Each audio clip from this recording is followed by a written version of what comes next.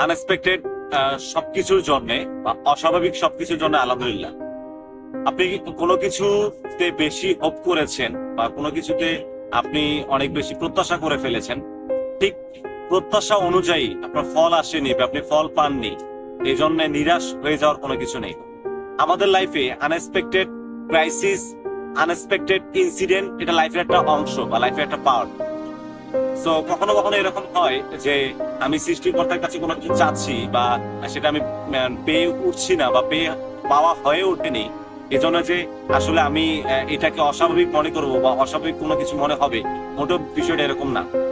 তো লাইফে যখন ইনসিডেন্ট মানে আনএক্সপেক্টেড ইনসিডেন্ট বা আনএক্সপেক্টেড ক্রাইসিস যখন লাইফে আসে, তো লাইফের প্রত্যেকটা মোমেন্টেই কিন্তু আমাদেরকে নতুন একটা অধ্যায় শুরু করার একটা অনুপ্রেরণা দেয় বা আমাদের লাইফে কিন্তু অধ্যায় একটা শুরু করতে হবে এবং সেই আনএক্সপেক্টেড ক্রাইসিস এবং আনএক্সপেক্টেড ইনসিডেন্টকে ওভারকাম করে যে সামনে এগিয়ে যেতে হবে, এটা কিন্তু লাইফের একটা অংশ। সো আপনি যখন প্রত্যেকটা সিচুয়েশনকে ওভারকাম করতে পারবেন, প্রত্যেকটা সিচুয়েশনকে যখন আপনি হ্যান্ড ওভার করতে পারবেন, হ্যান্ডেলিং করতে পারবেন, তখন দেখবেন যে সমস্যা আপনি আর আপনার লাইফে আসবে না। কারণ সমস্যা আপনার কাছে আসার আগেই মানে সেই ফিল করবে যে না, এই মানুষটাই কখনো থামিয়ে রাখা যায় না বা এই মানুষটাই কখনো দমিয়ে রাখা যায় না। সো লাইফের প্রত্যেকটা আনএক্সপেক্টেড ক্রাইসিস এবং লাইফের প্রত্যেকটা আনএক্সপেক্টেড ইনসিডেন্টকে লাইফের একটা অংশ মনে করে সামনে এগিয়ে যাওয়া দরকার।